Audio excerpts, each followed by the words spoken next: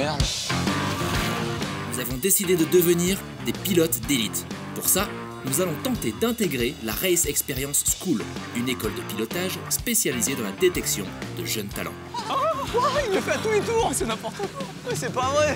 J'hésite entre la fascination et la peur.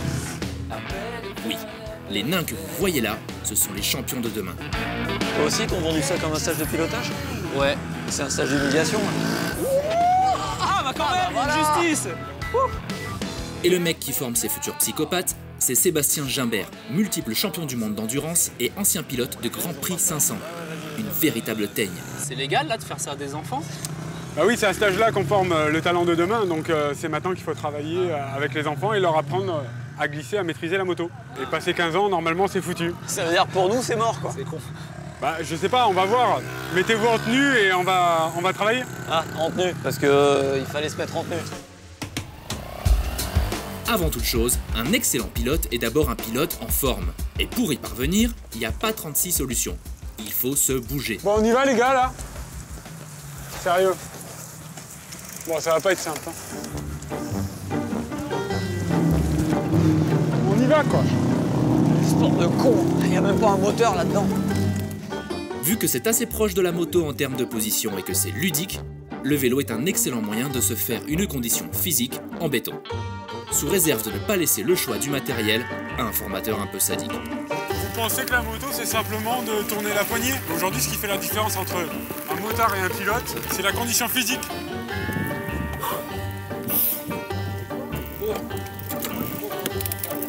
Ah, évidemment, si on avait le même vélo, tu rigolerais moins. Hein. C'est fou, moi le marre. Ah bah voilà. Ah bah voilà, ah bah tiens. Steph, Mais non, ça on n'est passe. pas venu faire de la piste là, Ça passe là. à la base? Si. De la Croyez moto. aussi, et puis la moto, tu sais, le truc avec un moteur. On n'est pas venu se balader. Ouais, sérieux, là, les mecs. Bougez-vous un peu, merde. Bougez-vous, file-moi ton vélo, tu vas voir. Mais pour être un grand sportif, le vélo, bah, ça suffit pas. Steph n'a pas fait un abdo depuis la fin de la Première Guerre mondiale. Il faut donc tout reprendre à zéro. Maintenant, c'est le gainage. Toutes les impulsions qu'on émet sur la moto viennent du gainage. Que ce soit le freinage, que ce soit l'accélération, on est tout le temps en contrainte sur une moto. Aujourd'hui, un pilote de moto, c'est un sportif de haut niveau. Hop. Toi, tu t'assois ici. Toi, tu t'assois là. Ouais. Et les gars, les jambes serrées sur les motos, vous roulez sur des choppers ou quoi? Steph? Allez.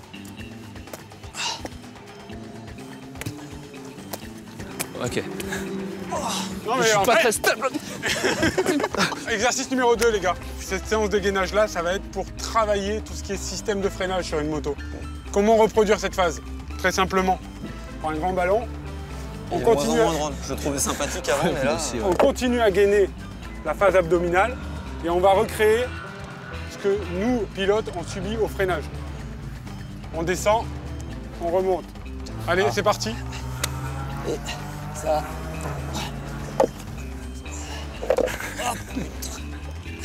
Voilà, c'est pas gagné quand même. Tu freines très fort. Tiens, J'y suis. Et toi, tu t'es pris sur un sidecar ou quoi? Laisse-le démerder, t'es pas avec lui sur la moto. En gros, pour être efficace sur une moto, il faut accepter de ressembler à une vieille otarie ridicule. Mais comme tout bon sportif qui se respecte, notre professeur justifie ça par des mots barbares. Et là, tu sors d'Adélaïde, t'accélères. Qu'est-ce que tu fais? Tu restes les bras tendus quand t'accélères? Non, je prie. Non, tu fléchis les bras et tu vas vers l'avant. Exercice 3. Là, le but de cet exercice, c'est la concentration. Pompon, tu mets ta main en face de moi. Et moi, je dois venir taper dans la tienne. Tu dois bouger au fur et à mesure, comme un boxeur. Et on y met de l'impulsion. Et on n'oublie pas une chose, on souffle. Voilà, allez, c'est parti. Allez. Plus vite. C'est bien comme ça. Plus vite. Non, mais ça va, ouais. Allez, plus vite. Concentre-toi. Allez, Pompon, c'est à ton tour. On va me ranger un peu. Proche. Non. C'est mieux que Steph, non? C'est plus d'énergie. Parce que le partenaire est mieux placé. C'est l'âge. Bon, les gars, le cours physique, c'est fini. Maintenant, on va passer aux théories. Maintenant que nous avons développé une musculature de rêve, il est temps de pénétrer les arcanes du pilotage moto. Bon, vous avez vu? Il y a 2 nouveaux élèves avec nous aujourd'hui. Ils sont grands par la taille, mais petits par le talent. Ça, c'est le virage numéro 1. Ça, c'est le virage numéro 2. Quelle est la différence entre ces 2 virages? Pompon, Steph? Je sais pas, moi, il y en a un qui tourne à droite et l'autre qui tourne à gauche. Jade. Le premier, c'est un rayon constant et le deuxième, c'est un épingle. Très bien. Putain, les lèches-culs. Vous voyez la différence? Ici, on travaille le circuit, on travaille pas la route, les gars. Là, le point déclencheur. Avant d'être rapide sur le circuit, il faut être rapide sur le papier. Comprendre la théorie du pilotage, point de corde, repère de freinage, zone d'accélération. Plein de trucs bien chiants en fait. Je dois faire quoi? Prier. Vous avez vu maintenant, les jeunes pilotes, comment ils positionnent leur corps à l'intérieur? Vous l'avez vu ou pas? Oui, oui. Non, parce que tout à l'heure, vous allez le voir avec les gamins, là. Vous allez voir comment ça se pilote, une moto. On leur montre ce que c'est que des pilotes. Ouais. C'est bien beau la théorie tout ça.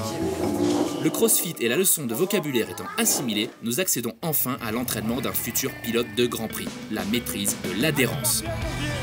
Pour ça, nos mini-motos sont équipées de pneus à crampons destinés au tout-terrain. Un truc super casse-gueule sur le bitume. Il faut faire des 8 sans se viander. Et pour ça, il faut travailler sa position de conduite. À virage égal, plus on est déhanché, moins la moto est inclinée. Bravo! Bravo, t'as fait une bourrée, c'est bien. Ce qui permet de passer avec plus d'adhérence. Bon, quand est-ce qu'on y va, nous? Il y a un petit, il arrête pas de me regarder, je suis sûr, regarde ça, il me défie de regard. Je vais me le faire. Non mais ça, c'est juste qu'il a jamais vu un dinosaure, Steph. Mais t'inquiète, à cet âge-là, c'est super impressionnable. Je vais leur briser leurs rêves, moi, tu vas voir. Bon, allez, les mecs, là. C'est à vous. Eh ben, c'est pas trop tôt. Bon allez, je vais lui montrer un peu. Ah, regarde. Et là, change mon angle, voilà. Comme ça que ça se passe. Hop là. Steph adopte une position de pilotage dégueulasse, mais plutôt efficace. Le souci, c'est qu'il ne déhanche pas assez, certainement pénalisé par le peu de souplesse que lui autorise son âge avancé. Mais au moins, il ne tombe pas, un peu aidé par la longueur de ses vieilles jambes arthritiques. Allez, je vais leur montrer c'est quoi un pilote. Allez, maintenant, tu provoques la glisse. Allez! Quant à moi, je m'applique à trouver la position parfaite pour maîtriser l'adhérence et prouver à ces morveux qu'on peut être vieux et doué. Hop, qu'est-ce qu'il y a? Alors, hein? C'est qui déjà qui pilote là? Allez, soude! Démonstration pas très convaincante. Finalement, cet exercice sera un échec cuisant pour Steph comme pour moi. T'as quel âge, toi? 9 ans. Et tu fais de la moto depuis combien de temps? Ben 9 ans. Ah ouais. Ah, quand même. Bon, les gars, vous vous souvenez de ce qu'on a dit tout à l'heure en cours? Ouais. Le plus important, c'est les repères. Ok. Donc, ici, c'est un virage à rayon. Constant.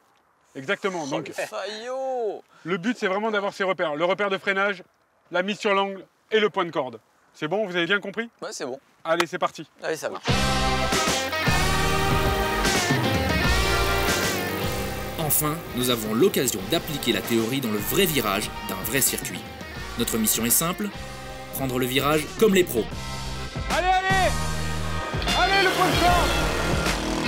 Ah, il a un bon mètre, hein.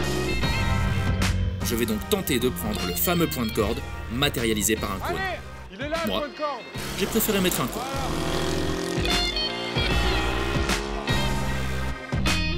C'est au tour de Steph de faire étalage de tout son talent. Après quelques tentatives, nous réalisons qu'atteindre le point de corde pour Steph est beaucoup plus simple lorsqu'il vise quelqu'un qu'il déteste cordialement.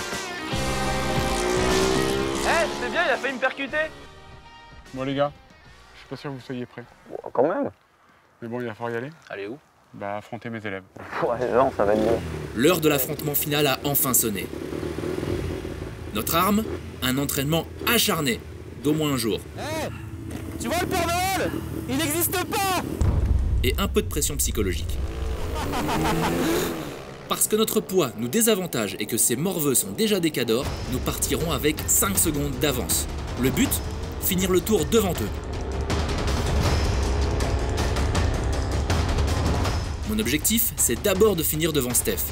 Hors de question de me faire doubler par un retraité. Non, y a pas moyen qu'il double! Non!